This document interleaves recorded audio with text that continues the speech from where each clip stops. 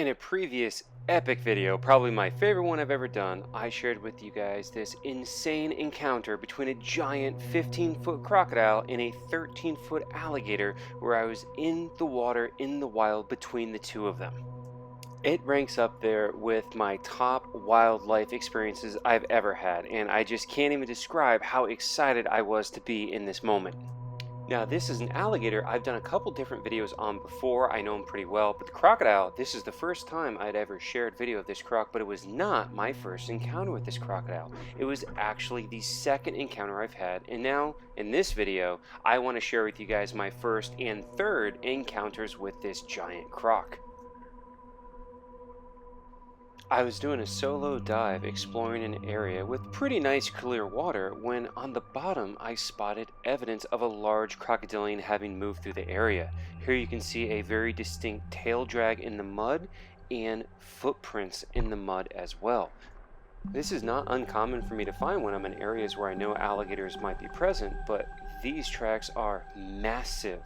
Look at the size of that footprint next to my hand and the tail drag right there. I immediately knew that this was an enormous crocodilian that was in this area. Now at first I thought, alligator though, that's usually what it is, but this area is coastal and somewhat brackish, and I know there could be a crocodile here too. Now as I'm checking out all these tail drags and footprints in the mud, I then see something a little bit different, but also indicative of a large crocodilian here, and you see it right there. That's a big old gator or croc turd on the bottom, okay? And my best Steve Irwin voice, I don't know if you guys remember this episode, he has to pick it up and he has to check it out, and he goes, "Dragon poo." There you go, that's it, that's some dragon poo for you.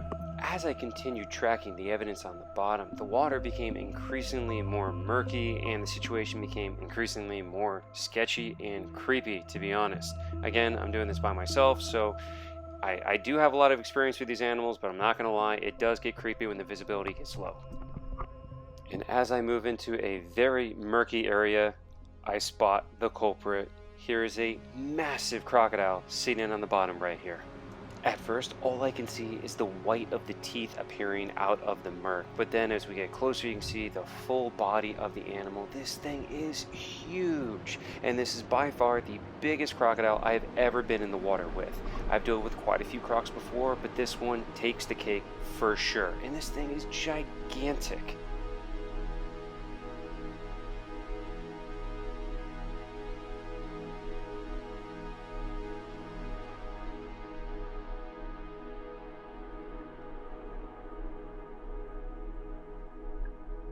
I know most people expect these videos to see the crocodile immediately attack me, rip me to pieces, or at least do something, but most of the time, this is what they do. Gator, croc, whatever I'm with, most of the time, they just sit there because they're apprehensive about the situation too. They're not really sure what to do either. So a lot of times, they just sit totally still and observe what I'm doing.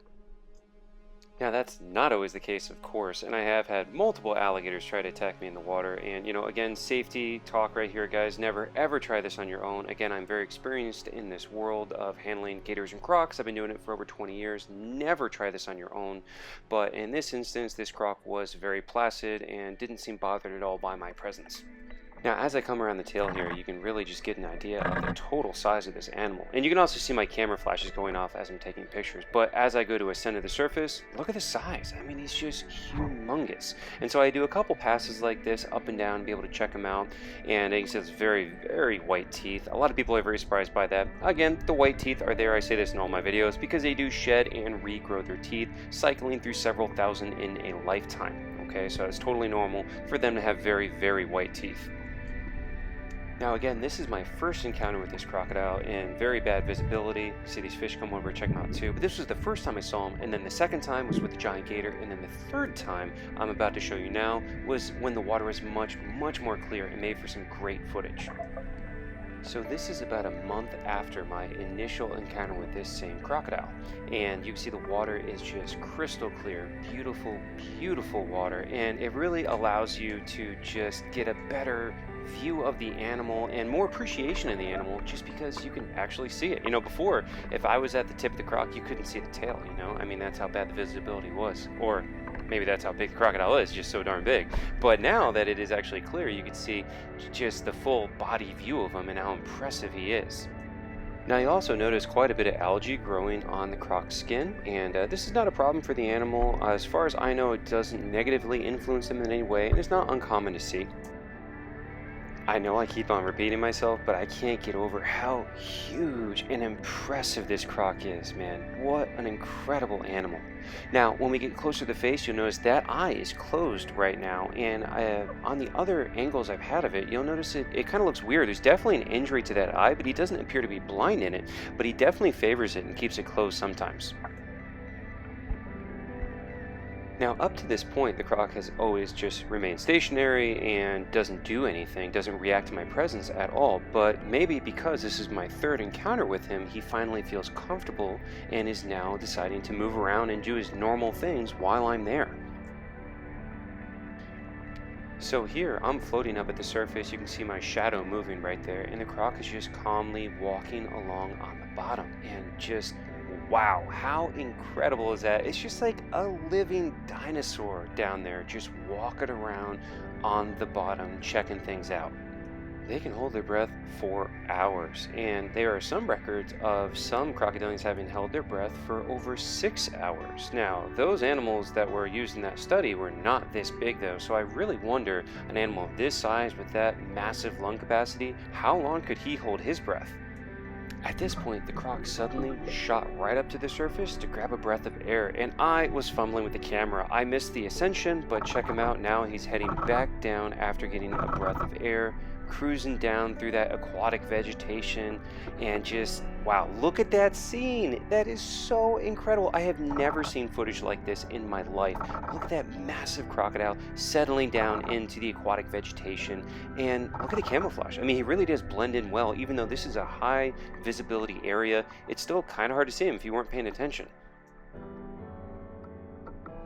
And he looks so beautiful and just like majestic with those light rays coming down and shining down on him and the vegetation, and just wow. Again, I just can't get over how cool this whole experience was.